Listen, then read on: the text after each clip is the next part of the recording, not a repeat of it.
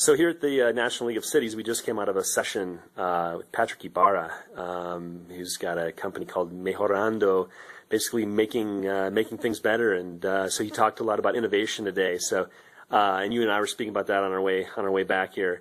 So I wanted to just get your sense of how can cities, from your perspective, achieve innovation or move towards more innovative, generating ideas and then implementing on them. And what's your perspective on innovation in local government?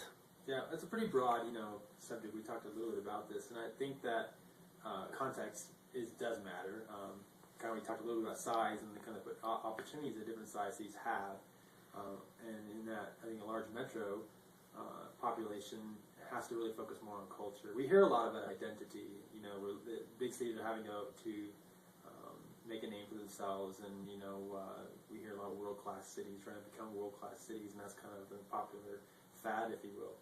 And I think that's all very true, but I think the only way you achieve that is by changing the culture within.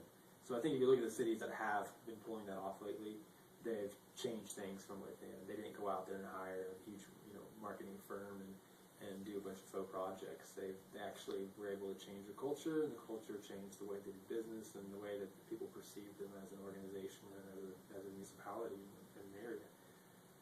Small cities, which are kind of my favorite subject, almost have a completely different obstacle in that I think from their perspective, it's not so much as making a name for themselves because, quite frankly, there's just too many of them. So if you're shopping for a place to live, you're not looking through 500 cities in a particular state, looking for whatever one has the catchiest, tagline. You really, it's a lot more about meeting certain needs.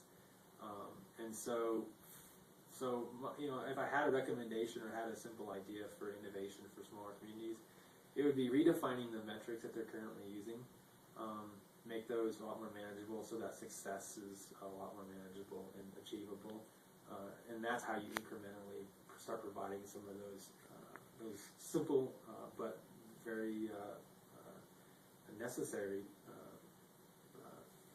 options like affordable housing and quality housing and good jobs and high-paying jobs and low-income jobs and just that diversification.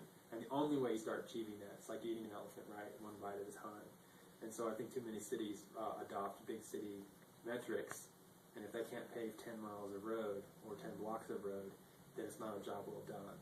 And I think that cities need to start not lowering the standard, but lowering that metric so that they can actually start marking off that they're successfully accomplishing certain things. So if you could put one house in your community that's affordable, or pave one block of sidewalks, then you have done something new, and you're on the way to start creating a place that people will want to call home one day.